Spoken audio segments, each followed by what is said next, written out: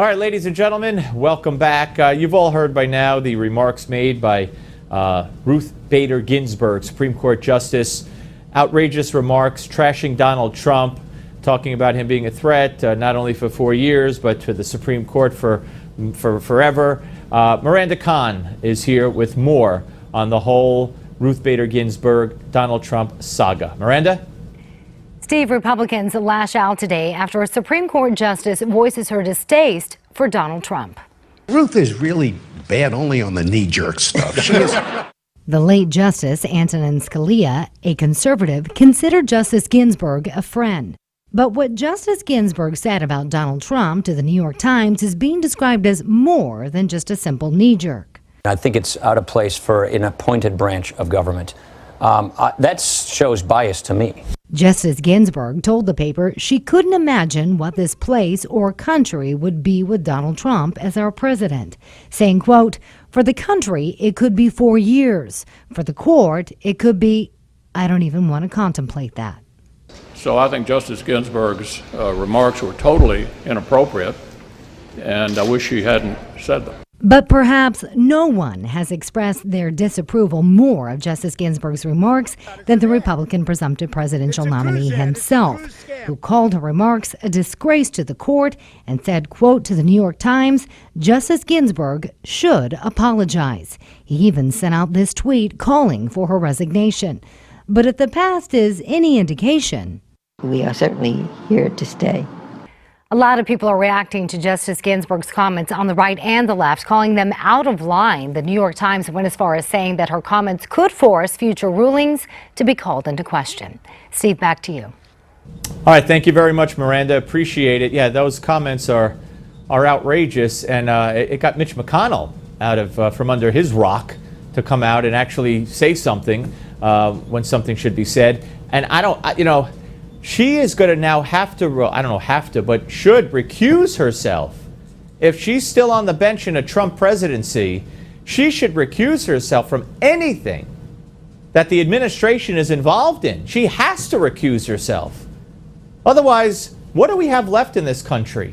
Well, funny you should ask that question, Steve, because I have an answer. Thank you, Steve. Did you see Loretta Lynch, I almost said Janet Reno, Loretta Lynch testify before the House of Representatives yesterday? This woman over 70 times did not answer the question. That's right.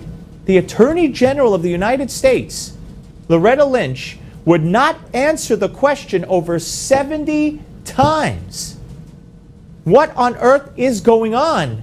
We find out, story on Newsmax.com. Check it out, Newsmax.com. The FBI agents involved in Hillary's investigation had to sign a confidentiality agreement. Highly unusual. They can't speak about it, even if they're ticked off. The FBI director lays out a case against Hillary and then says no charges. The Attorney General meets with Bill Clinton. 2 days later, the FBI hands down its decision. 2 days later, she says, I accept the decision. And then she's asked if she wants to work in the Clinton administration, in a new administration, and she doesn't rule it out. What's going on here? Well, I want you to watch. First of all, she was asked by Jason Chaffetz, the chairman of the committee, if perjury, under oath, if giving false statements under oath is against the law. What do you think the Attorney General of the United States would say? Of course it is. Nope. Watch.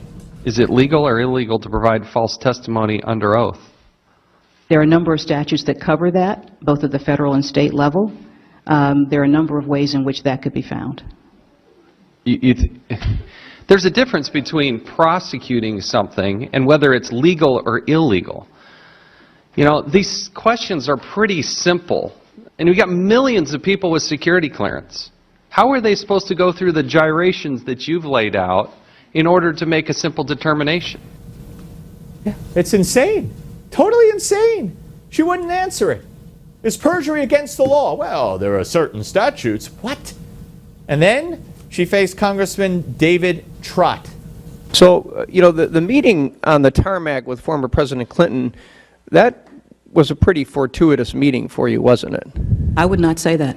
Well, it gave you a perfect alibi, because if you had recused yourself, as some have suggested at the outset of this investigation, because you're friends with the Clintons and maybe hope to be Attorney General in her administration, then you wouldn't have, then you could stand here and say, I defer to the FBI director. But you didn't recuse yourself, but now you're using the meeting on the tarmac to basically say, to avoid the appearance of impropriety, I can't answer your question. Isn't that basically what's happened here today? It's pathetic. It was so pathetic. And America didn't see it because Bernie endorsed Hillary during that. They cut away from that to go to Bernie endorsing Hillary. But we're showing it to you. Here's more. Congressman, I would not say it was fortuitous for me or for anyone. It led me to take, again, another unusual step in this case. But that's what's happened today. In fact, my I knew you weren't going to answer our questions today. And I apologize for wasting so much time here because it's really not been very productive. And I asked my staff to count the number of times today you would say, I can't answer that question, or refuse to give an appropriate response. It's happened 74 times so far. 74 times at that point. And so it was over 74 times. I don't know what to even say. What have we become? Oh, there's much more. It's either one of two things. Either you're saying that because you want to avoid the appearance of impropriety, in which case you should have recused yourself, or you're trying to protect Hillary Clinton.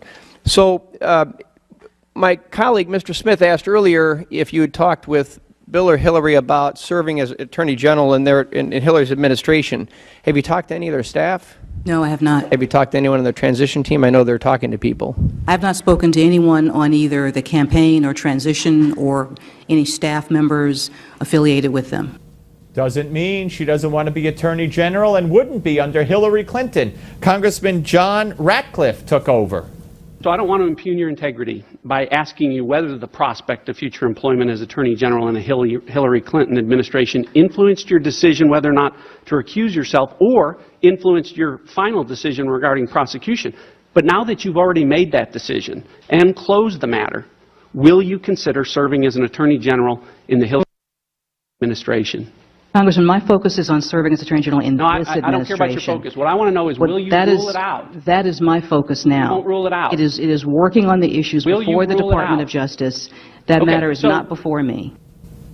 She wouldn't rule it out. She wouldn't say no. More. I got to tell you, that shadow that you cast on the Department of Justice just got a whole lot bigger. Because if you're not willing to rule out future employment in the Hillary Clinton administration, what that means is the American people have every right to wonder whether or not you looked at this through a fair and impartial lens. And you got to listen to this.